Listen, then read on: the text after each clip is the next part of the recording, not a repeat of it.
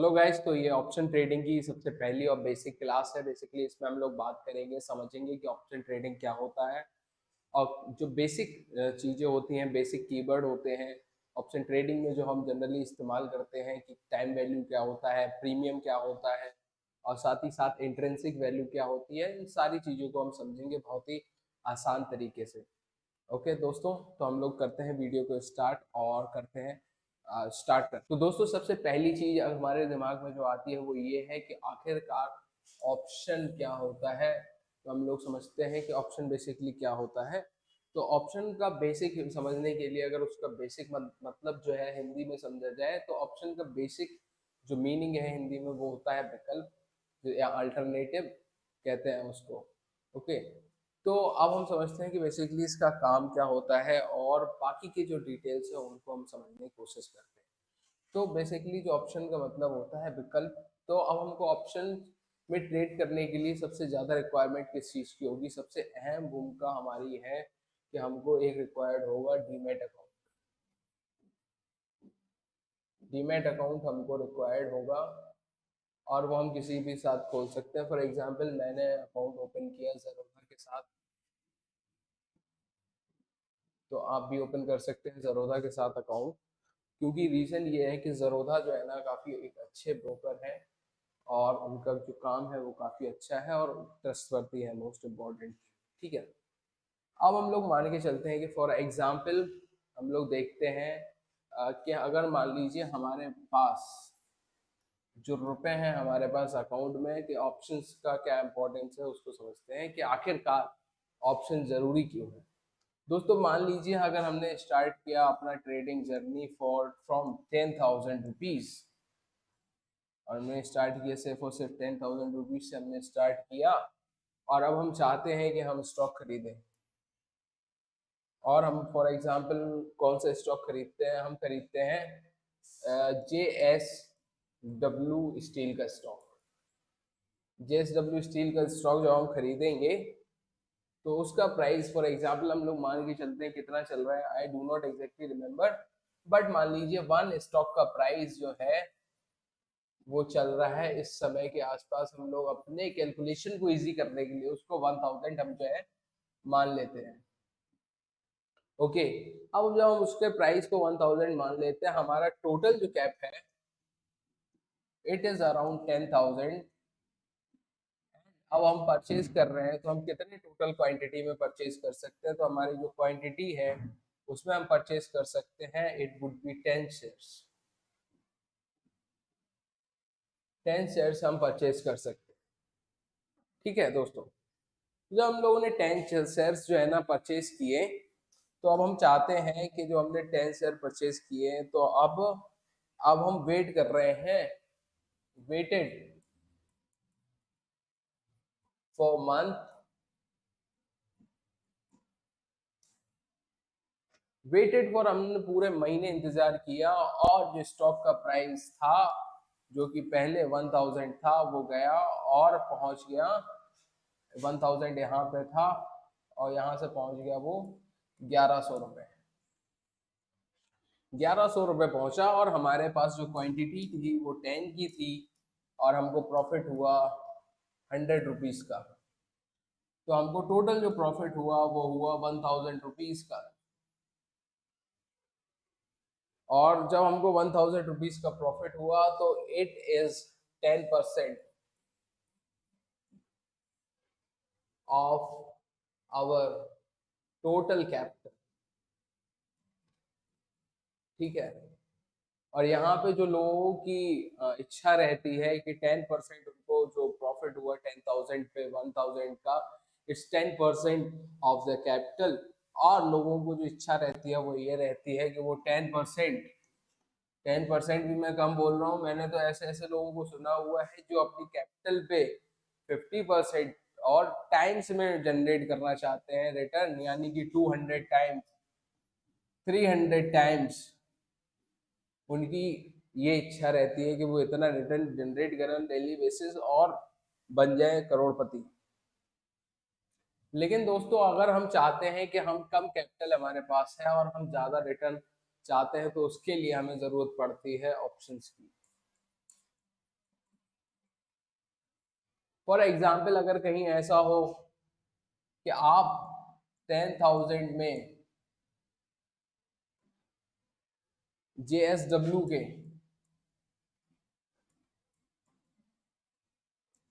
JSW steel के 10 नहीं बल्कि 1350 स्टॉक खरीद सके। अगर ऐसा हो कि आप 10 नहीं 1350 स्टॉक खरीद सके तो फिर मजा ही आ जाएगा, क्योंकि अगर आपको इसमें 10 रुपए का भी प्रॉफिट अगर होता है, एक एक रॉड पे 10,000 रुपए का भी प्रॉफिट होता है, तो आपका टोटल प्रॉफिट कितना हो गया सर? 1350 इंटू 10, जो कि हो गया 13,500। और आपका कैपिटल कितना था? 10,000। And now we are going to see this in our terminal of Zerodha.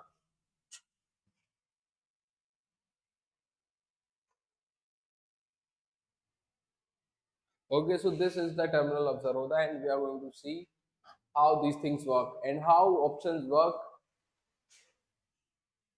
Okay, so this is a basket, and now we are going to create a basket order for JSW.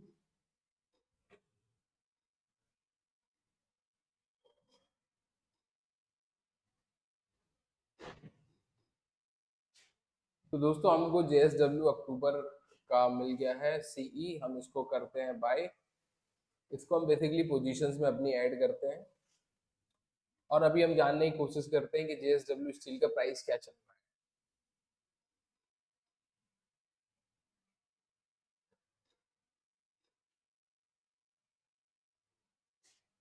Okay, so it's 770। तो दोस्तों ये अभी चल रहा है 770। तो अब इसको हम इस तरीके से समझते हैं कि 770 किस तरीके से क्या चीजें काम करें।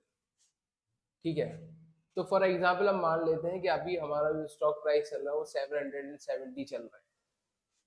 ठीक है, अब इसके आगे जो है, इसके पीछे भी कुछ नंबर होंगे। फॉर एग्जाम्पल इसके आगे 780,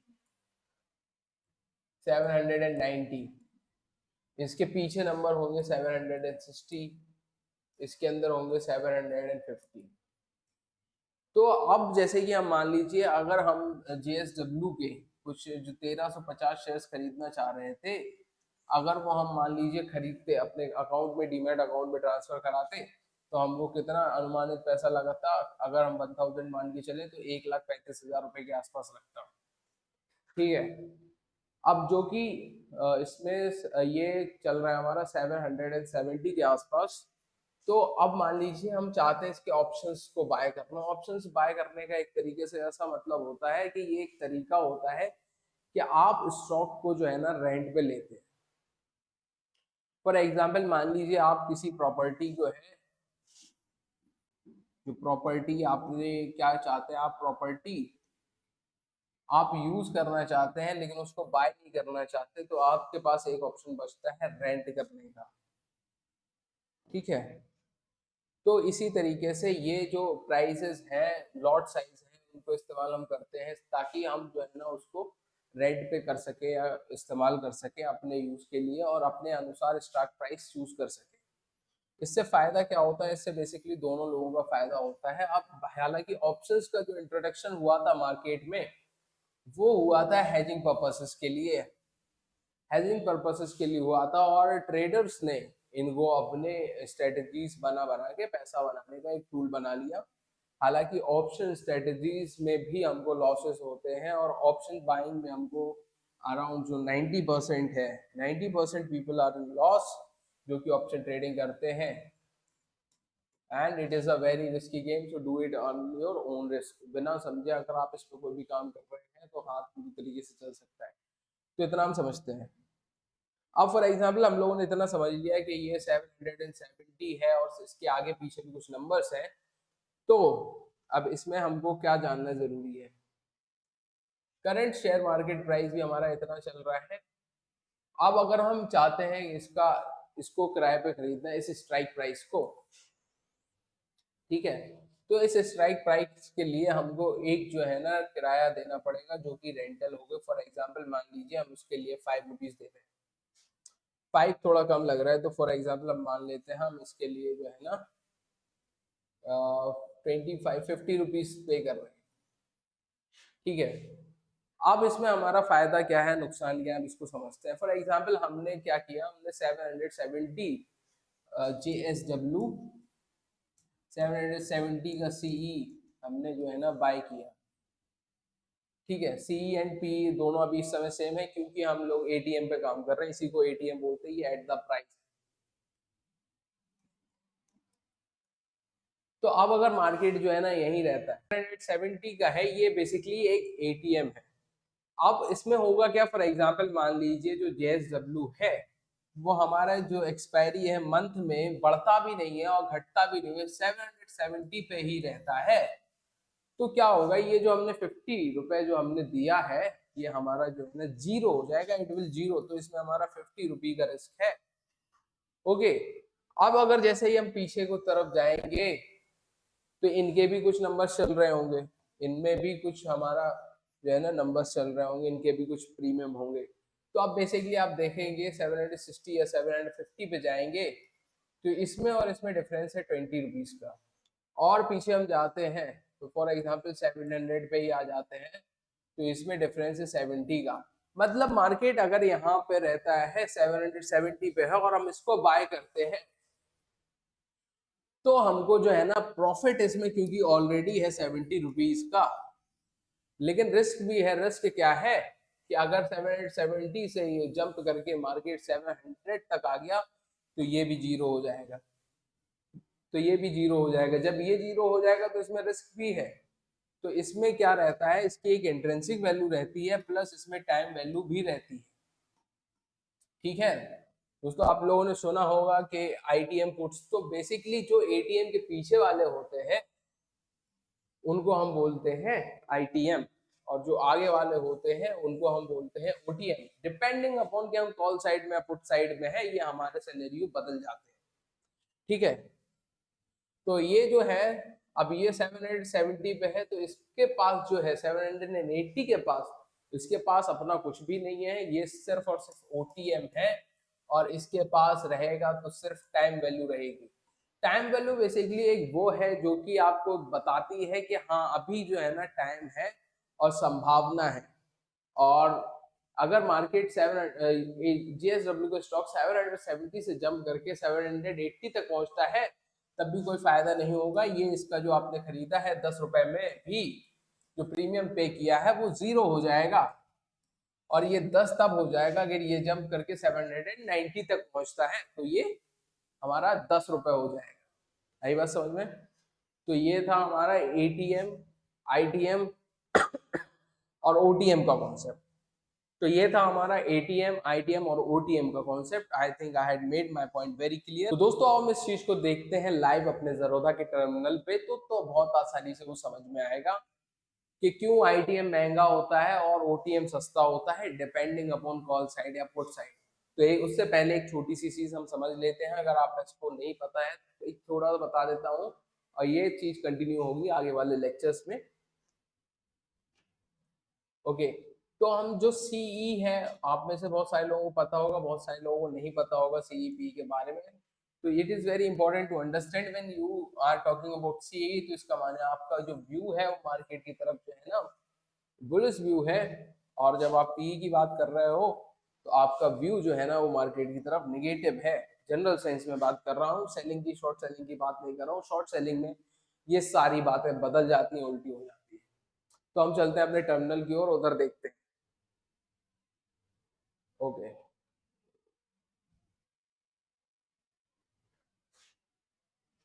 तो जैसा कि हम लोगों ने देखा कि JSW का जो शेयर प्राइस है इट्स करेंटली 770। अब हम देखते हैं कि JSW का क्या सीन है यहाँ पे।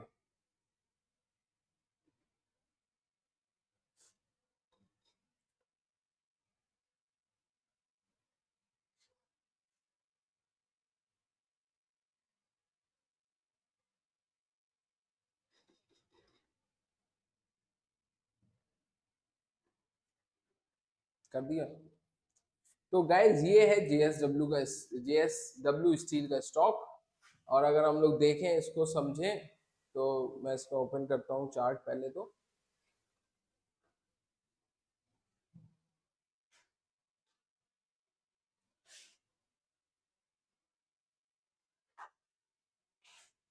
ओके, तो ये हमारा जो चार्ट है वो ओपन हो गया है और ये जेएसडब्ल्यू का चार्ट है। हम देख सकते हैं कि डेली टाइम फ्रेम पे it is around 770 current price. और अब हम देखें इसकी रेंज क्या है। रेंज इसकी जो है ना it's around 200 825। And down side की रेंज जो है ना वो काफी ज्यादा है, इवन 700 तक ये जा सकता है। ठीक है, अब अगर मान लेते हैं कि हमारा जो व्यू है वो है अराउंड, फॉर एग्जांपल हम मान लेते हैं हमारा जो व्यू है वो अराउंड है, हमें लगता है कि मार्केट आने वाले टाइम में 800 भी हमको दिख जाएगा, या ये जो है जेएसडब्ल्यू का स्टॉक 825 चला जाएगा। तो हम इसको किस तरीके से इसको परचेज करेंगे। अब हम चाहते हैं कि हम परचेज करें, लेकिन हमारे अकाउंट में तो सिर्फ 10,000 रुपए या 20,000 रुपए, छोटा सा अकाउंट है।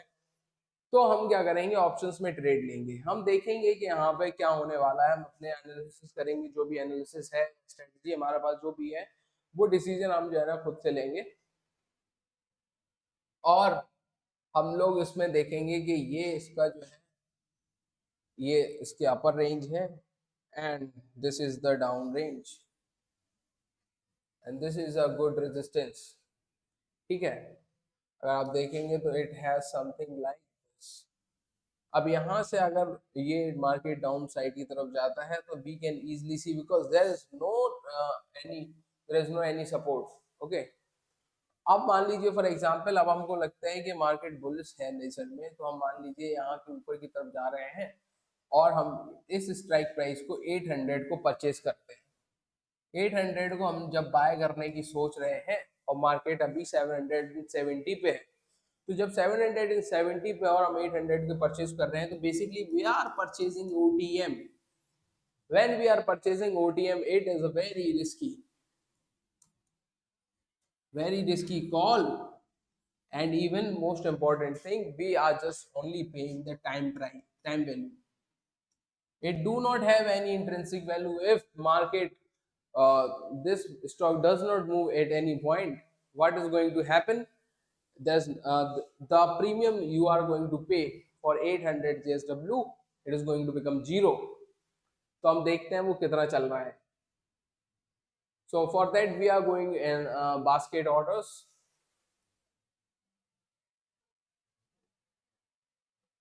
हम लोग इसके लिए हम जाएंगे ऑर्डर्स पे और बास्केट ऑर्डर्स को करेंगे और समझने की कोशिश करेंगे।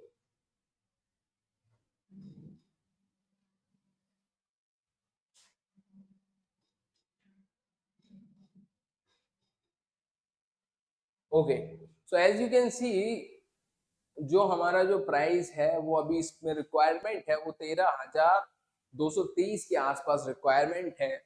और अब हम इसको एनालिसिस करते हैं सेंसिबल की मदद से, तो हम पाएंगे बहुत सी चीजें हमें जो है ना क्लियरली समझ में आ जाएंगी कि क्या कैसा सीन है। तो अब हम मान के चलते हैं कि अभी हमारे पास जो है 22 डेज है एक्सपायरी के, माने कि हम इस स्टॉक के लॉट को 22 दिन तक अपने पास रख सकते हैं। लॉट का साइज इट्स अराउंड, लॉट का साइज 1350 रहता है, and we can see that okay it is not a matter of concern right now. अब हम देखते हैं कि फॉर एग्जांपल अभी मार्केट 770 पे है। अब हमें लग रहा है कि हमने परचेज जो किया है, स्ट्राइक प्राइस 800 का परचेज किया हुआ है। अब मान लीजिए मार्केट हमको लगता है कि बुलिश है, and it can go up to 825, and it can go in within 15 days, within 15 days it can go up to 825, 825। now you see how much profit you are going to make. The projected profit is 30,000 around. How much you have invested? You had invested around 13,000, but the profit, expected profit, if your view is right, you will able to make 30,000. But if your view is wrong, definitely you are going to lose all this money. For example, this does not move anywhere, it remain in 770. So your estimated profit and the last of the expiry day is 13,200. Basically you lost all your money. Okay and people do that because हम लोग एक चीज समझते हैं हमेशा, हमारा जो trading के साथ माइंडसेट के साथ एक ऐसी प्रॉब्लम है कि अगर मान लीजिए हमने कोई ट्रेड ले ली और वो अगर लॉस में है तो हम सौदे को लोग नहीं काटते, हम भी नहीं काटते। इस वजह से hedging is very important. We are going to come and cover these things in next chapter in upcoming videos. और मान लेते हैं, ठीक है, ये तो हो गई प्रॉफिट की बात।